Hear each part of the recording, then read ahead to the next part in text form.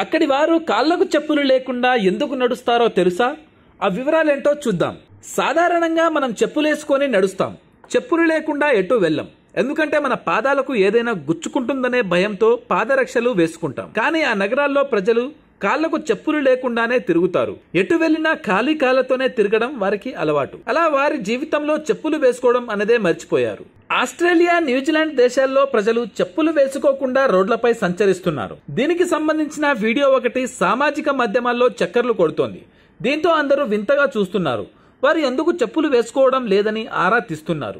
అది అక్కడి ఆచారమో ఏమో అని అనుకుంటున్నారు. ఇంతకీ వారు చెప్పులు వేసుకోకపోవడంలో ఔచిత్యమేమిటో అనే సందేహాలు వ్యక్తమవుతున్నాయి. 2012లో న్యూజిలాండ్ పర్యటనకు వెళ్లిన సేత్ కుగెల్ అనే రచయిత అక్కడి పరిస్థితులను చూసి ఆశ్చర్యపోయారు. వీధులు, సూపర్ మార్కెట్లలో అక్కడి ప్రజలు చెప్పులు లేకుండా తిరగడం చూసి పరేషాన్ అయ్యాడట. ఇదో అద్భుత విషయంగా అభివర్ణించాడు. నగరంలో కాలిబాటలు చాలా శుభ్రంగా కనిపిస్తున్నాయని పేర్కొన్నాడు. పెద్దలే కాదు, పిల్లలు కూడా చెప్పులు లేకుండా నడవడం వల్ల వారి శారీరక, మానసిక స్థితి బాగుంటుంది.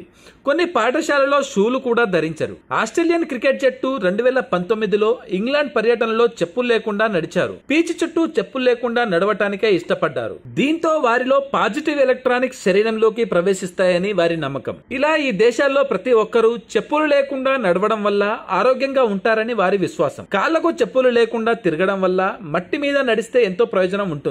దీంతో మన శారీరక, మానసిక సమస్యలు లేకుండా పోతాయి. అందుకే అక్కడి వారు ఖాళీ కాళ్లతో నడవడానికే మొగ్గు చూపుతారని సర్వేలు చెబుతున్నాయి. Thanks for watching.